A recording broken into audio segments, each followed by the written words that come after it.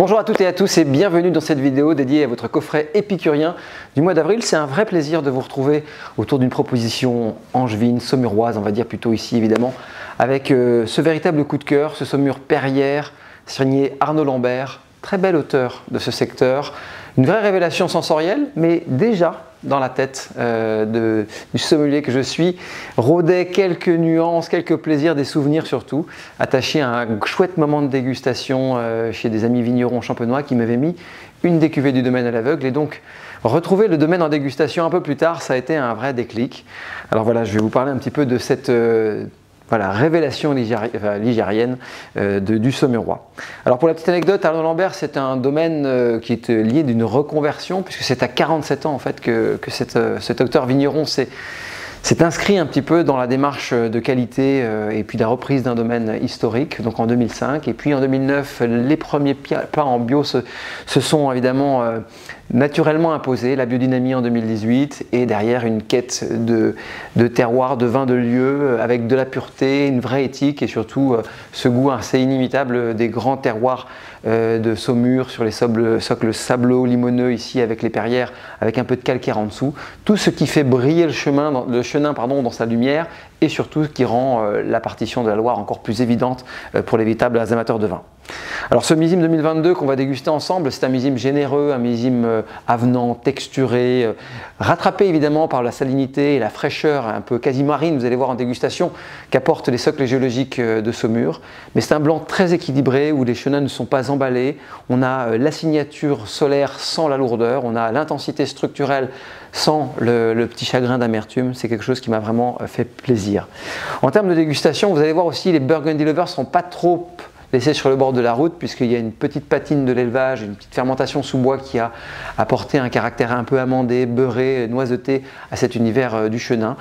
Et donc en prime des sensations autour du fruit de verger, vous allez pouvoir découvrir un petit peu cet univers. Alors parlons-en un petit peu maintenant à la dégustation si vous voulez. Vous voyez, c'est un doré intense, des maturités abouties, les rendements sont contrôlés mais pas forcément trop drastiques non plus. Ce qu'on veut, c'est garder le caractère lumineux, frais et évidemment emmener la partition le plus loin possible dans la maturité. Au bouquet, ce que j'aime beaucoup dans ce vin, c'est que d'abord la teinte du fruit reste du fruit blanc. C'est très important pour moi quand on veut respecter l'esprit de la Loire, l'esprit ligérien autour du chenin, c'est aller chercher le fruit de verger, le fruit blanc. Et particulièrement la poire macrassane, vous savez, celle qu'on épluche, qui a un petit peu encore de grain, qui a un peu d'amertume, qui a un peu de sucrosité, mais qui n'est pas non plus totalement du sucre. C'est quelque chose qui est un petit peu plus fibreux, un peu frais.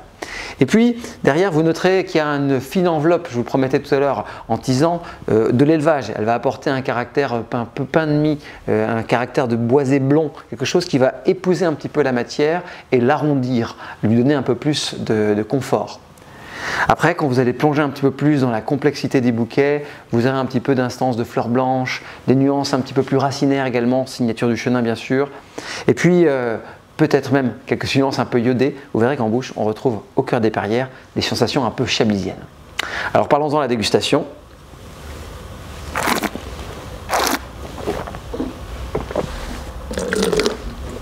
Premier constat, un vin équilibré, extrêmement dynamique avec un volume en demi-corps mais beaucoup de salivation. Vous voyez sur les côtés de la langue, c'est très rythmé, très charnel et à la fois très sapide et salin.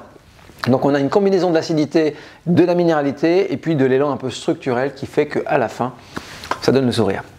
Deuxième message, vous observerez que c'est quelque chose d'extrêmement long, assez persistant. Évidemment, ça c'est la signature des lieux.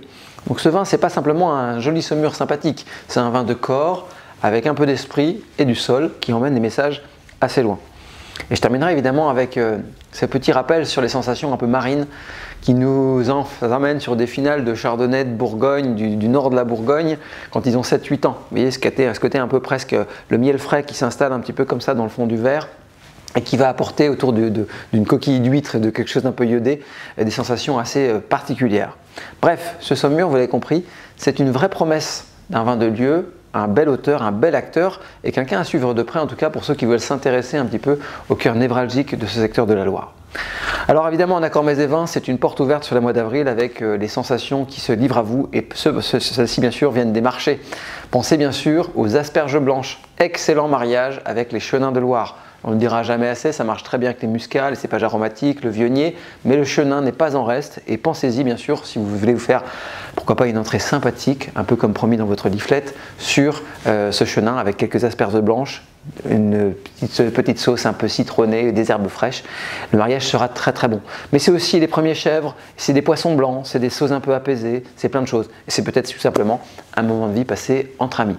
Alors en côté garde, évidemment, ce vin pourra regarder les 7-8 prochaines années avec beaucoup de sérénité. 2022 est un millésime solide, à condition bien sûr que vous ayez une bonne cave. Voilà pour le domaine Arnaud Lambert et cette cuvée des Perrières 2022. J'espère qu'elle vous a plu. En tout cas, nous chez Chef d'Œuvre, on adore. Merci de votre fidélité et à bientôt. Je vous retrouve donc pour la deuxième vidéo de ce coffret épicurien du mois d'avril avec en perspective bien sûr les plaisirs de Pâques. Avec un domaine que j'adore, un domaine historique de l'appellation Banyuls. Évidemment les plaisirs Banyuls chocolat, c'est une évidence, tous les amateurs de desserts cacaotés ou un petit peu orientés vers le pralin le savent. Mais voilà, moi c'est une des Madeleines de Proust, c'est des souvenirs, c'est mes visites dans le Roussillon quand je préparais la finale du meilleur sommelier de France en 2008.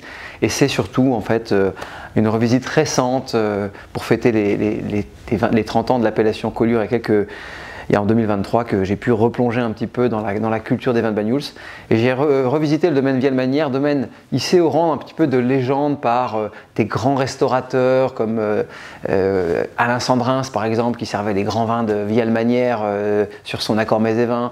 C'était aussi des grands sommeliers qui a fait des accords totalement dingues sur du café, du pralin et d'autres.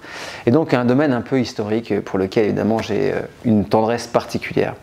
Alors dans ce coffret, je voulais évidemment mettre un concentré de bonheur, ne pas surfer trop sur l'évolution parce que évidemment les véritables esthètes du goût préfèrent les cacaos bruns, les cacaos sombres, les cacaos amers que évidemment les différentes variations qu'on peut trouver autour du chocolat.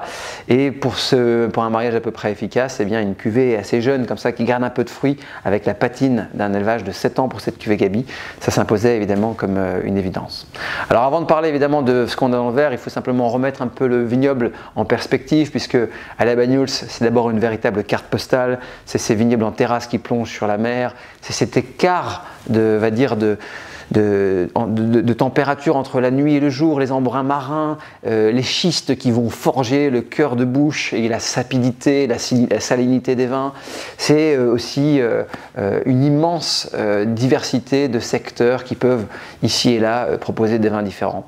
Et Banyuls, c'est surtout l'œuvre du temps parce qu'il n'y a rien d'autre qui, dans l'univers du vin, fait aussi bien le travail que le temps sur des Banyuls, avec bien sûr un mutage équilibré. Ça, c'est très important. Alors cette cuvée Gaby, vous allez voir, c'est un véritable rayon de soleil, à la fois printanier dans ses fragrances de fruits, de fleurs et d'autres, mais c'est aussi, vous allez voir, en conjugaison, un mélange entre la sève des tanins, un fruit succulent, des sensations un peu sur le noyau macéré, des nuances de figues, des nuances qui sont assez excitantes pour les papilles, qui passent à la fin de manière vertueuse avec les grands cacaos de Pâques. On y va, on en parle?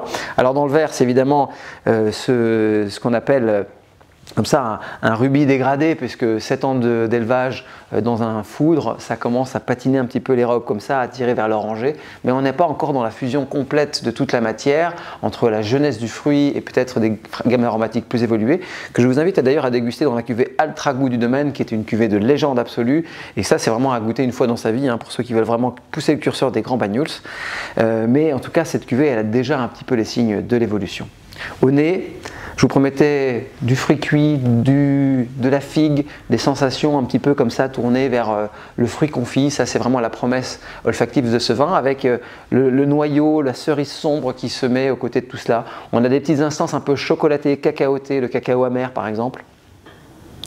Et puis, on a évidemment ce caractère semi-oxydatif qu'offrent les vins de Banyuls quand ils arrivent à cet âge-là. En bouche,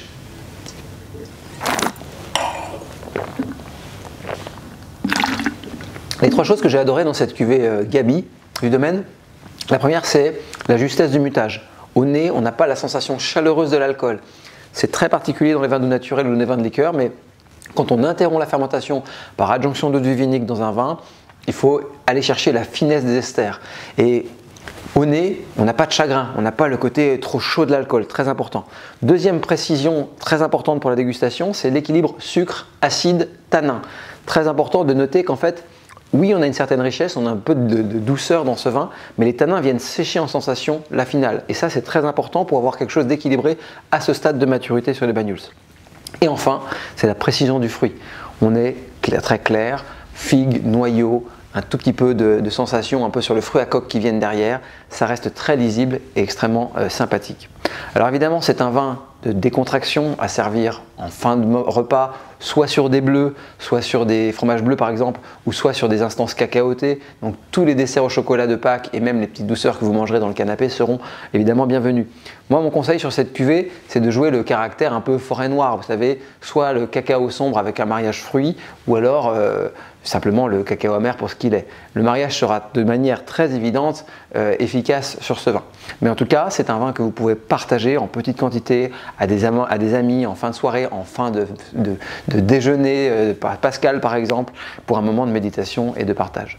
Un rapport prix-plaisir aussi, c'est très important à le souligner, un rapport prix-plaisir absolument remarquable, puisqu'il est très difficile de trouver comme ça, autour de 16-17 €, une bouteille qui ait cette complexité, cette longueur, cette persistance des messages, avec, vous avez vu dans ce Banyuls en tout cas, une forme de bonhomie et de bonheur immédiat.